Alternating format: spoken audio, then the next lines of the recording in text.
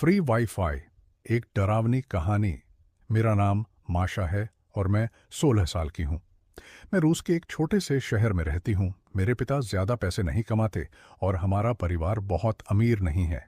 कई चीज़ें हैं जो हम अफोर्ड नहीं कर सकते। उनमें से एक है इंटरनेट। एक दिन स्कूल में मेरी एक दोस्त ने मुझे बताया कि उसने एक नई सर्विस के बारे में सुना है जो फ्री में इंटरनेट एक्सेस देती है।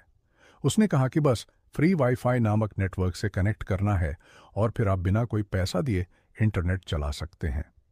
यह सुनकर मुझे लगा कि यह बहुत अच्छा है, शायद सच भी ना हो। शाम को घर आकर मैंने इसे आजमाने का सोचा। मैंने अपना लैपटॉप खोला और फ्री वाईफाई नेटवर्क ढूंढा। सिग्नल बहुत अच्छा था, इसलिए मैंने उसे कनेक्ट कर लिया।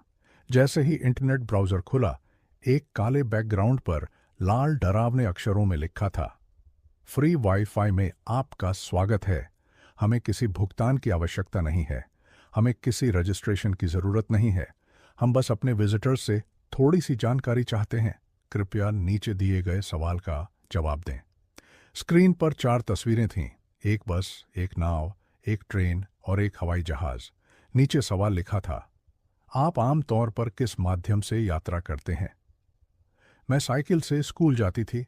हमारे पास कार नहीं थी और हम कभी छुट्टियों पर भी नहीं जाते थे।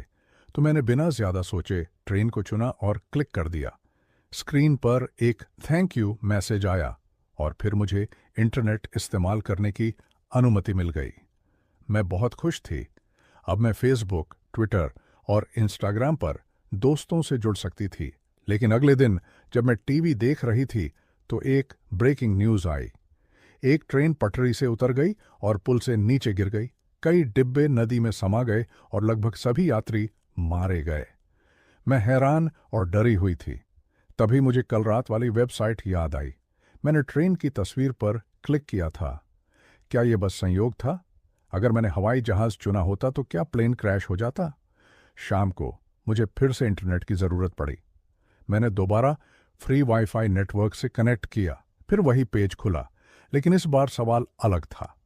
अब स्क्रीन पर 4 अलग अलग मकानों की तस्वीरें थीं। एक बंगला, एक 2 मंजिला मकान, एक 3 मंजिला मकान और एक अपार्टमेंट बिल्डिंग। नीचे लाल डरावने अक्षरों में सवाल लिखा था, आप किस तरह के घर में रहते हैं? हमारा घर एक बंगला था। मैंने उसे चुनने ही वाली थी, लेकिन अचानक मेरा हाथ रुक गया। अगर मेरी आशंका सच हुई तो मैं जोखिम नहीं उठा सकती थी। इसलिए मैंने अपार्टमेंट बिल्डिंग चुनी और फिर से थैंक यू मैसेज आया। अगले दिन मेरे स्कूल के पास की एक अपार्टमेंट बिल्डिंग में भीषण आग लग गई।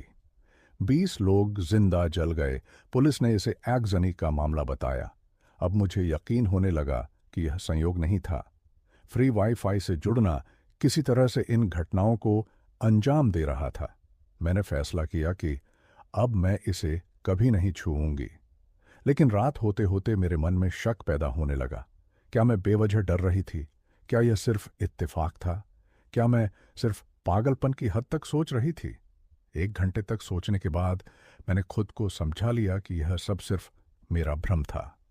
मैंने फिर से लैपटॉप खोला, उसे ऑन किया और फ्री वाईफाई से कनेक्ट हो गई। जब मैंने उन्हें देखा तो मेरी रूह कांप गई।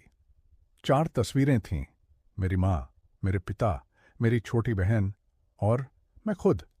नीचे लाल डरावने अक्षरों में लिखा था, इनमें से आपका सबसे पसंदीदा परिवार का सदस्य कौन है? उस दिन के बाद से वह लड़की लापता थी और कोई भी उसे ढूंढ नहीं पाया। अगर आपको ऐसी डरावनी कहानियां पसंद हैं तो लाइक, सब्सक्राइब और शेयर करें और नई कहानियों के लिए बेल आइकॉन ज़रूर दबाएं।